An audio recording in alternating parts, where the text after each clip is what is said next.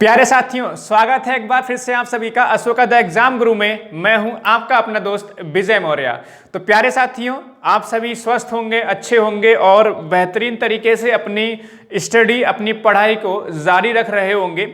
जैसा कि आप सभी प्यारे दोस्त जानते हैं कि आपका डीएलएड सेकेंड सेमेस्टर का रिजल्ट आ चुका है। तो आप सभी ने अब बहुत ही अच्छे तरीके से, प्रॉपर तरीके से थर्ड सेमेस्टर की तैयारी करना स्टार्ट कर दिया होगा। जैसा कि आप सभी जानते हैं प्यारे साथियों, हम डीएलएड का जो थर्ड सेमेस्टर है उसका हम लोग मैथमेटिक्स पढ़ना स्टार्ट किए थे। तो उसमें हम काफ़ी कुछ पढ़ भी चुके हैं और जो पिछली वीडियो थी उसमें हमने चक्रवृद्धि ब्याज स्टार्ट किया था। उसमें देखा था, उसमें सीखा था कैसे करके हम चक्रवृद्धि ब्याज निकाल सकते हैं, कैसे करके हम मूलधन निकाल सकते हैं, कैसे करके हम मिश्रधन निकाल सकते हैं। तो जिन भी मेरे प्यारे दोस्तों ने वो वीडियो नहीं देखी है उस वीडियो के जाके ज़रूर देखिएगा, क्योंकि ये जो वीडियो है आपको अच्छे से समझ में तभी आ पाएगी जब आपने पिछला सेशन देखा होगा। तो मैं आप सभी से बस इतना कहना चाहता हूं, पिछली वीडियो देखने के बाद ही इस वीडियो को देखें तो आप बेहतर तरीके से समझ पाएंगे। प्यारे साथियों, आज की छोटी सी सेशन में, छोटी सी वीडियो में हम लोग चक्रवृद्धि ब्याज में कुछ और बेहतरीन सवाल सीखेंगे। आज की छोटी सी वीडियो में हम लोग सीखेंगे कैसे करके आप दर निकाल सकते हैं और कैसे करके आप समय निकाल सकते हैं। दोस्तों, अगर आपको दर निकालनी हो तो हमें मूलधन, चक्रवृद्धि ब्याज और समय ये दे रखा होता है, या फिर मूलधन, मिश्रधन और समय दे रखा होता है, तब जाके हम आसानी से दर निकाल सकते हैं। मेरे प्यारे दोस्तों, मैं आप सभी से एक बात कहना चाहता हूं, हमारी सभी वीडियोज इसी तरह से आती रहेंगी।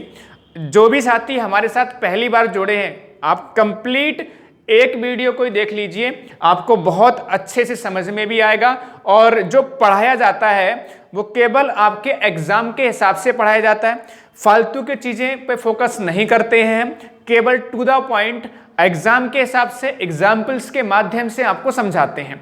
तो फिलहाल जो हमारा पहला फोकस रहेगा वो किस बात पर रहेगा, हम दर निकालना सीख लेते हैं, उसके बाद हम समय निकालना सीखेंगे। तो मैंने कुछ एग्जाम्पल्स लिखे हैं, कैसे करके सवाल आपके एग्जाम में पूछे जाएंगे उस पर भी हम बात करेंगे। जैसा कि आप पहला क्वेश्चन यहां पर देख पा रहे हैं, क्या दे रखा है, यदि P 100 रुपए है और चक्रवृद्धि ब्याज, CI का मतलब होता है कंपाउंड इंटरेस्ट, यानी कि चक्रवृद्धि ब्याज कितना है आपका 21 रुपए है और समय कितना है 2 वर्ष है, आपसे दर पूछी गई है। तो सवाल की भाषा किस तरह से बनेगी आप इसको नोट कर लीजिए, मैं बोल रहा हूं, ठीक है, आप इसको कॉपी में नोट कर सकते हैं।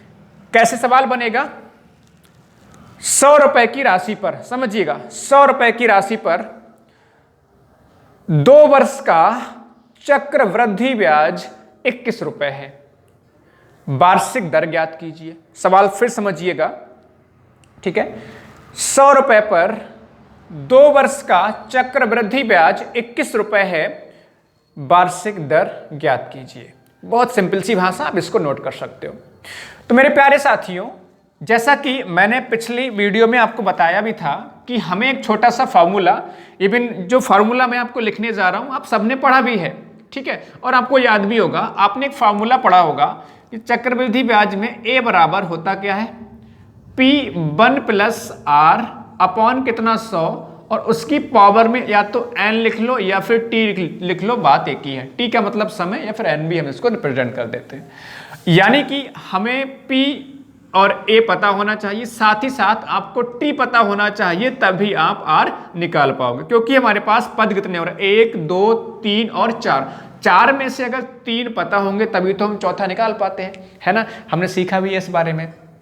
तो मेरे प्यारे दोस्तों, बहुत आसान तरीके से कर सकते हैं। हमें मूलधन दे रखा है कितना, भाई पहला क्वेश्चन कर रहे हैं हम लोग, तो मूलधन दे रखा है, आपको समझ में आ रहा होगा कितना रुपए है, 100 रुपए है, तो यहां पर आप लिख दो कितना, मूलधन 100 रुपए है, ठीक है भाई। अच्छा, 1 + R अपॉन कितना 100, अच्छा समय कितना है, इसमें लिखा है कितना 2 वर्ष, क्लियर इतनी बात। अब इस सवाल में हमें क्या दे रखा है, चक्रवृद्धि ब्याज दे रखा है। और जैसा कि आप जानते हो ए का मतलब होता है आपका क्या, मिश्रधन होता है। अब मिश्रधन कैसे बनेगा, एक बार फिर समझ सकते हो कि मिश्रधन क्या होता है, जो राशि आप किसी से वापस लेते हो। जैसे का मतलब क्या है, मूलधन का मतलब यह कि मान लीजिए आपने 100 रुपए किसी को उधार दिया, ठीक है ना, 100 रुपए आपने उधार दिया, 21 रुपए का ब्याज लगा है।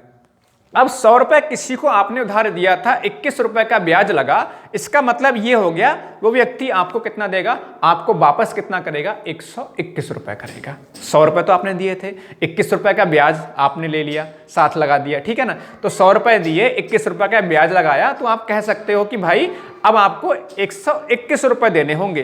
तो जो राशि आपको वापस मिल रही है ना, वही आपका मिश्रधन होता है। इतनी बात क्लियर है ना। यानी कि अब आप समझ सकते हो कि मिश्रधन यहां पे कितना लिखूंगा, मैं यहां पर 121 लिखूंगा। बात समझ में अच्छे से आ रही होगी कि भाई 100 रुपए का मूलधन और चक्रवृद्धि ब्याज 21 का, तो यानी कि मैं यहां लिख सकता हूं, पहले आप लिखोगे ए बराबर क्या होगा, पी प्लस चक्रवृद्धि ब्याज, मतलब आपका पी कितना है 100 रुपए और चक्रवृद्धि ब्याज कितना है 21 का, तो आप कह सकते हो मिश्रधन कितना हो गया, 121 रुपए का हो गया। अब आपको बात समझ आ रही है। अब आप आसानी से कर सकते हो, ये 100 रुपए ना आप इधर लिख सकते हो ना, कैसे करके, अगर 100 रुपए इधर आएगा आपका तो अपॉन में आ जाएगा, इक्वल किसके होगा, 1 प्लस आर अपॉन 100, और इसकी पावर में कितना है आपका 2। एक काम कर सकते हैं, इसको थोड़ा सा ऐसे लिख लेता हूं जिससे आपको समझने में आसानी रहे।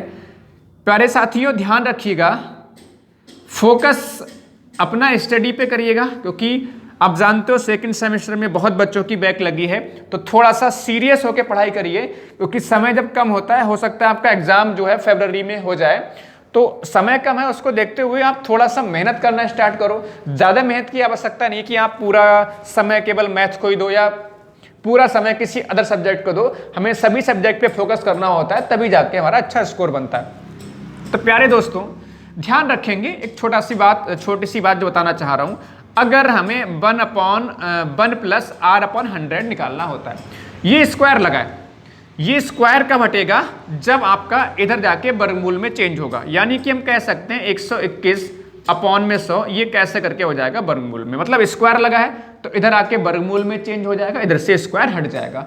अगर पावर 3 होता तो घनमूल में आपका चेंज होता।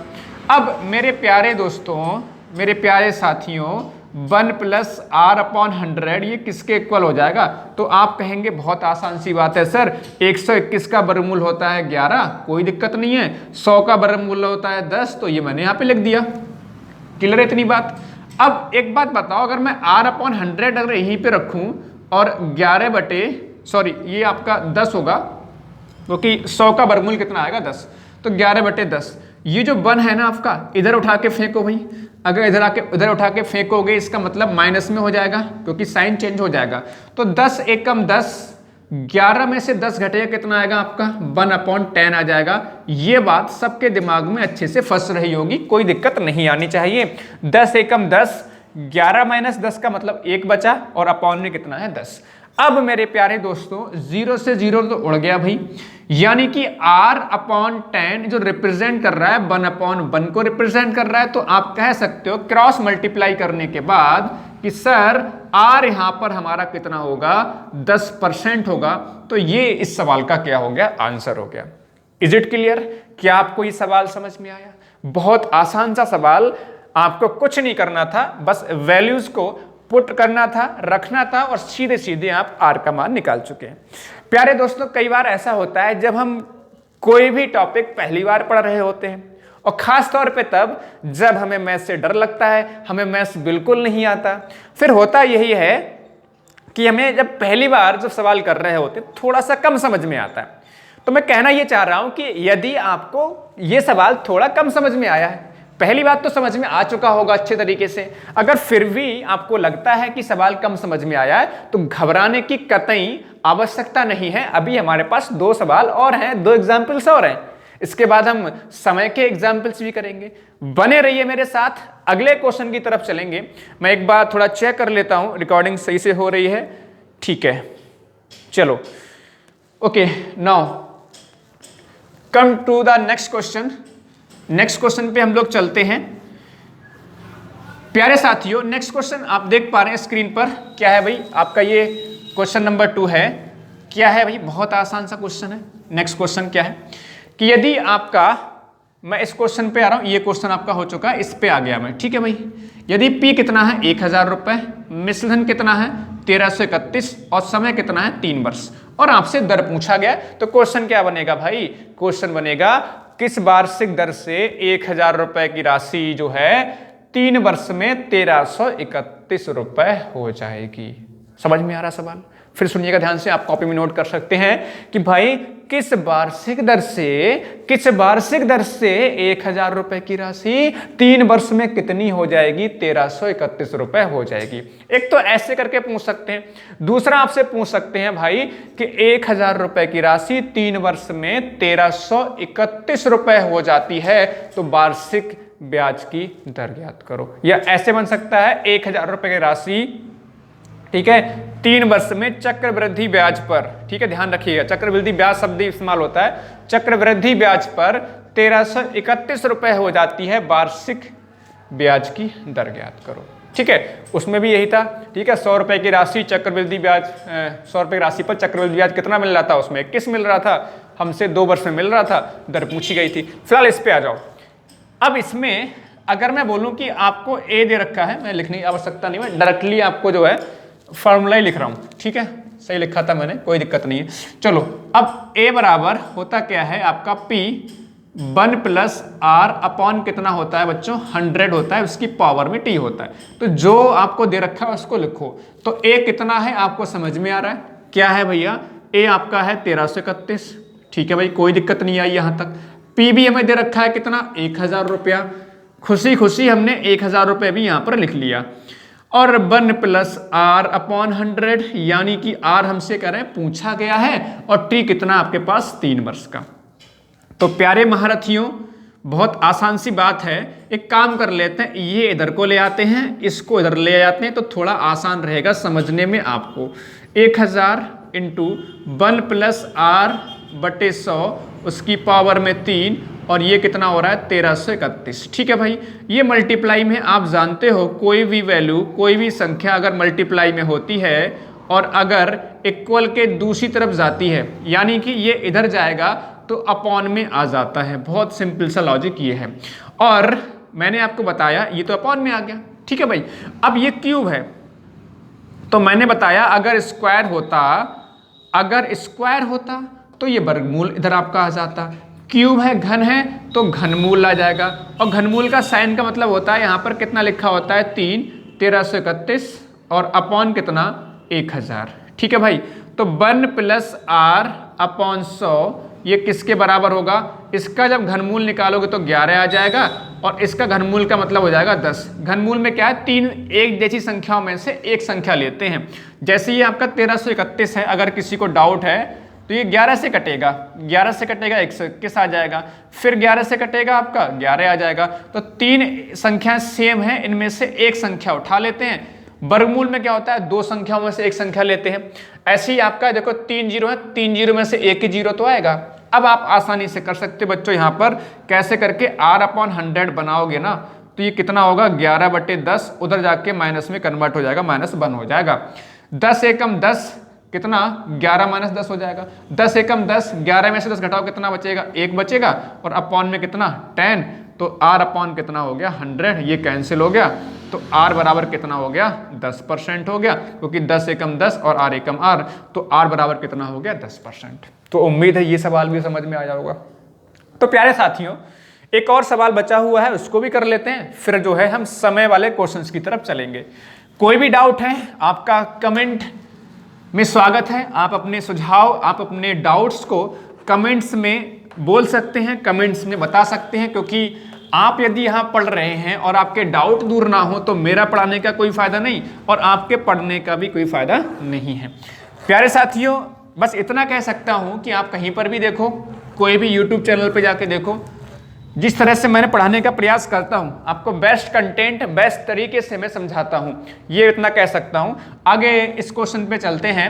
तो इसमें हमें सेम दर पूछी गई है, तो आप जानते हो ए बराबर क्या होता है, P 1 प्लस R अपॉन 100 की पावर t होता है। अच्छा a, अब ये ध्यान रखो p कितना दे रखा है हमें, p दे रखा है कितना 2500 रुपये, ठीक है भाई, इंटू 1 प्लस r हमें निकालना है, और समय दे रखा है कितना 2 वर्ष, ठीक है। अच्छा अब a नहीं दे रखा, ध्यान समझना मेरे प्यारे दोस्तों, आपको p दे रखा है कितना 2500 रुपये, ठीक है, और आपको चक्रवृद्धि ब्याज दे रखा है 1100। 2500 आपने किसी को उधार दिया था और आपको मिला कितना ब्याज 1100 मिला, यानी 1100 रुपये तो ब्याज के आपने लेंगे आप उससे, और 2500 रुपये उधार भी तो दिए थे ना, तो कितने वापस मिलेंगे 2500 प्लस 1100, यानी कि आपको 3600 मतलब 3600 रुपये आपको वापस मिलेंगे, और जो राशि वापस मिलती है वही आपकी मिश्रधन कहलाती है, यानी कि यहां पे कितना लिखोगे 3600। अब समझ में आ रहा होगा। एक काम कर सकते हैं, ये आपका 3600 अपॉन में कितना आ जाएगा 2500, और किसके बराबर होगा 1 प्लस r अपॉन 100, और उसकी पावर में कितना 2। ये कैंसिल कर सकते हो, आसानी से कर सकते हो, कोई दिक्कत नहीं है। इसको लिख सकते हैं 1 प्लस r अपॉन 100, इसकी पावर में 2। इसको लिख सकते हो कितना 36 अपॉन कितना 25, ऐसा लिख सकते हो, कोई दिक्कत नहीं। इधर आ गया, इधर पहुंच गया। अब मैंने कहा भाई यहाँ पर स्क्वायर लगा हुआ है, स्क्वायर का मतलब यहाँ पर वर्गमूल हो जाए कितना 36/25, तो यहाँ कह सकते हो 1 प्लस r अपॉन 100, ये किसके बराबर होगा 6/5 के। क्यों होगा, 36 का वर्गमूल तो 6 आ जाएगा, 25 का वर्गमूल 5 आ जाएगा, तो यहाँ पे बोल सकते हो r अपॉन 100 बराबर 6/5 और -1, तो 5 एकम 5, 6 में से 5 घटेगा, कितना बचेगा 1, और बटे में कितना 5, r बटे कितना 100, तो 5 से काटो 20 आ जाएगा, तिरछी गुणा करोगे तो r की गुणा 1 से होगी तो r एकम r होगा, और 20 की गुणा 1 से होगी तो कितना 20 एकम 20% हो जाएगा। तो बहुत सिंपल सा लॉजिक आपको समझ में आ गया होगा, ठीक है। 5 एकम 5, तो 6 में से 5 घटेगा 1 बटे, इस तरह से हो जाएगा, 1 बटे कितना हो गया 5, तो r बराबर कितना हो गया 20%। तो प्यारे साथियों, ये अभी हमने दर निकालना सीखा, ठीक है। तो अभी हमने दर निकालना सीखा, एक सेकंड रुकिएगा।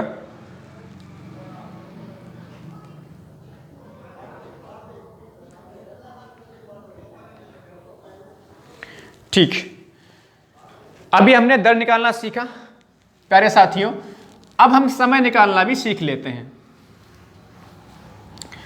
बहुत आसान तरीके से हम लोग समय निकालना भी सीख लेंगे। मैं इसको मिटा देता हूं।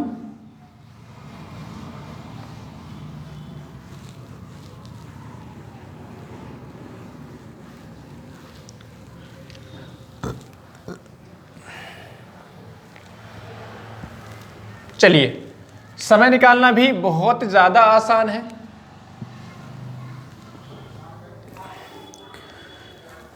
ठीक है, चलिए मान लीजिए मैंने बोला, ध्यान समझिएगा, मैंने बोला आपका P जो है 200 रुपये है और A आपका 242 रुपये है। बहुत ध्यान समझिएगा, 242 रुपये है, मतलब मूलधन कितना है 200 रुपये, और आपको वापस कितना मिल रहा है 242 रुपये। R मैंने बोला भाई, R मैंने बोला कि 10% वार्षिक है, R मैंने बोला 10% वार्षिक है। आपसे T पूछा गया है।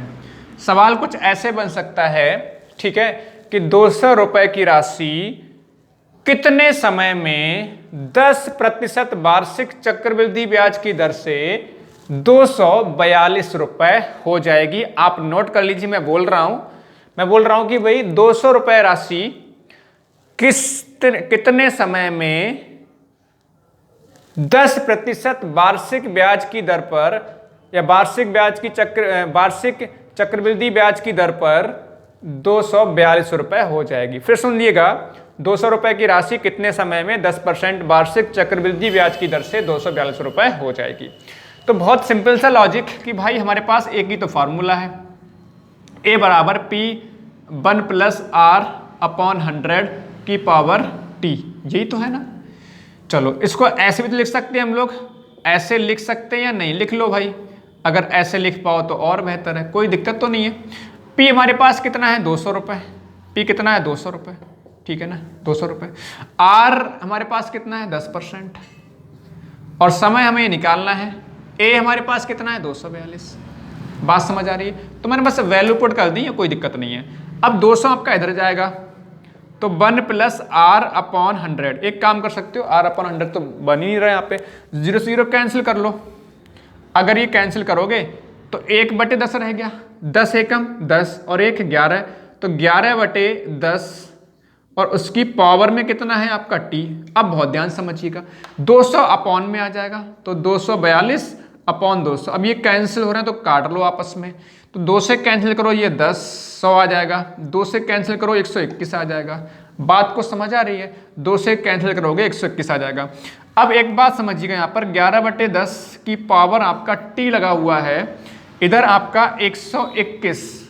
अब इंपॉर्टेंट फैक्टर, इंपॉर्टेंट बात आप यहाँ पे सीखिएगा, यहां तक किसी को दिक्कत नहीं आ रही होगी।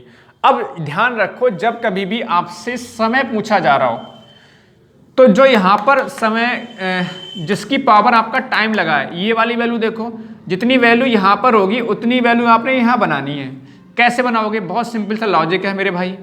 ये तो आपका ऐसे ही रहेगा, करोगे क्या, 121 का मतलब होता है ये 11 का वर्ग होता है, 11 और ये कितना होता है 10, तो 11/10 का वर्ग कर सकते हैं, इसको नहीं कर सकते? कर सकते हैं या नहीं बताओ? कर सकते हैं। जो यहाँ पर है उसी को ऐसा बनाना है। तो 11 से कैसे बन सकता है, 11 की पावर 2 लिख देंगे तभी तो 11 की पावर 2 आपका 121 होता है, 10 की पावर 2 भी आपका 100 होता है, तो ये बन गया। जब आधार आपका समान होता है तो पावर भी आपस में इक्वल होती हैं, इसका मतलब t बराबर कितना हो गया 2। जब आधार समान होता है बीच में बराबर का साइन लगा हो जब आधार समान हो, जब आधार समान हो और बीच में बराबर का साइन लगा हो, यानी कि जब आधार समान होता है और बीच में बराबर का साइन लगा होता है तो पावर भी यानी कि घातें भी आपस में बराबर होती हैं। तो t बराबर कितना हो गया 2, यानी कि 2 वर्ष का समय हो गया, यानी कि 2 वर्ष का समय हो गया।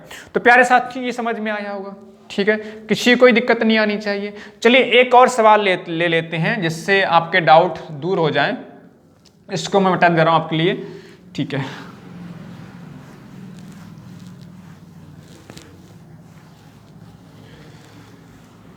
क्वेश्चन की भाषा को आप समझ पा रहे हैं? कोई दिक्कत तो नहीं? मैंने आपको बोल दिया कि मैंने बोला भी है कि ऐसे करके लिख लो।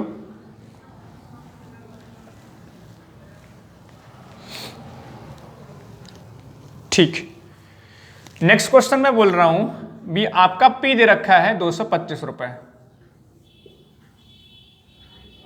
सॉरी 125 रुपए।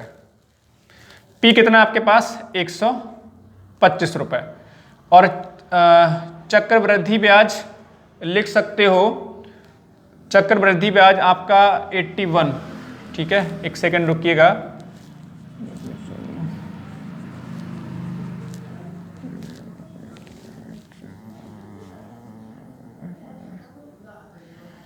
चक्रवृद्धि ब्याज 216,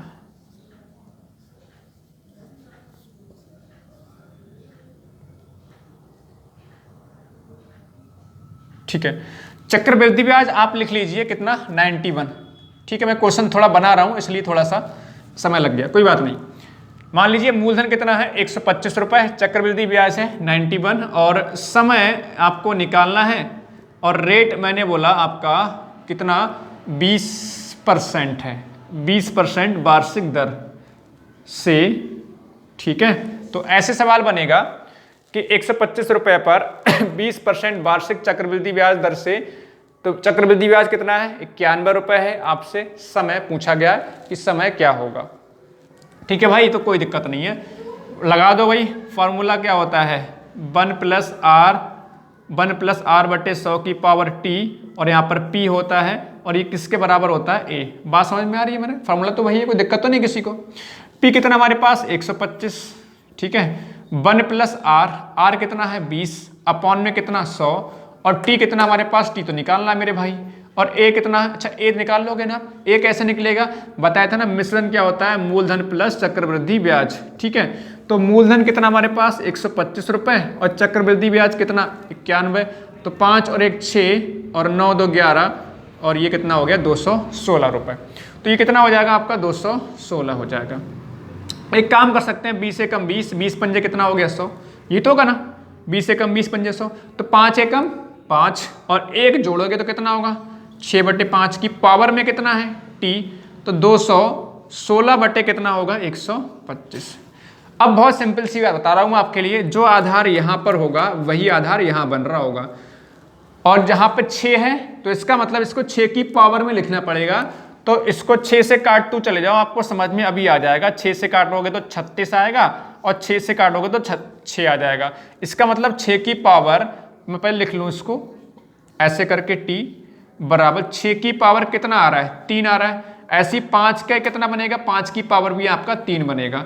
तो इसको कैसे लिख सकते हो 6/5 की पावर t और बराबर कितना, इसको लिख सकते हो 6/5 की पावर में कितना लिख सकते हो 3, क्योंकि यहाँ भी 3 पावर यहाँ भी 3 पावर, तो होल पावर कितना बन गया 3। और आधार समान होता है तो आपकी घातें भी आपस में बराबर होती हैं। आधार समान तो घातें आपस में बराबर, घात का मतलब 3, यहाँ पे t घात है, यहाँ पे पावर कितना है 3, तो t बराबर कितना हो गया, तो 3 वर्ष का क्या हो गया समय हो गया। तो ये इस तरह का सवाल था, बस वैल्यू पुट करना है और आसानी से आपको सवालों को कर लेना है। तो मेरे प्यारे दोस्तों, मेरे प्यारे साथियों, उम्मीद है कि ये चक्रवृद्धि ब्याज मैंने समझाया है आपको अच्छे से समझ में आया होगा। अगर फिर भी लगता है कोई डाउट है तो कमेंट सेक्शन आपके लिए बना है, आपका अपना यूट्यूब चैनल आपके लिए बना है। आप कमेंट करके बताइए, मैं आपकी समस्याओं को सुनूंगा पूरा, और कोशिश करूंगा कि आपके जो डाउट हैं, आपके जो भी समस्याएं हैं उनको दूर किया जाए। प्यारे साथियों, मैंने केवल एग्जाम के हिसाब से कराया, कोई भी चीज़ फालतू की नहीं कराई है। इतना पढ़ लो, उम्मीद है कि आपको इसी में से ही जो पढ़ाया गया है चक्रवृद्धि ब्याज में, उसी में से आपको सवाल मिल जाएगा। प्यारे साथियों, ज़्यादा से ज़्यादा अपने साथियों को बताओ, शेयर करो, और जो साथी मुझे पहली बार देख रहे हैं आपके अपने YouTube चैनल को जरूर सब्सक्राइब कीजिए, क्योंकि सब्सक्राइब करेंगे तो आपके पास नोटिफिकेशन जाएगा, और नोटिफिकेशन जाएगा तब आप अपने वीडियो को देख पाएंगे। प्यारे साथियों, लाइव क्लास भी होती है, मैं आपको बता दूं, हम लोग यूपी टेट और सुपर टेट का भी मैथ्स स्टार्ट किए हैं। लाइव सेशन होता है शनिवार और रविवार को रात 8 बजे, शनिवार और रविवार को रात 8 बजे। इस शनिवार रात 8 बजे बहुत ही शानदार सेशन होगा। ये उन सभी साथियों के लिए है जो मैथ्स में बहुत ज़्यादा कमजोर है, पढ़ने में कैलकुलेशन में समस्या आती है, तो कैलकुलेशन को मजबूत करने के लिए हमने कदम उठाया है। शनिवार को रात 8 बजे ज़रूर अटेंड कीजिएगा, मज़ा आएगा पढ़ने में। बहुत बड़ी संख्या में बच्चे पढ़ने भी आते हैं लाइव सेशंस में। तो प्यारे साथियों, हंसते रहिए, मुस्कुराते रहिए। एक नए टॉपिक के साथ, एक नई एनर्जी के साथ, नए कंसेप्ट के साथ अगले वीडियो मिलेंगे। धन्यवाद। जय हिंद, जय भारत।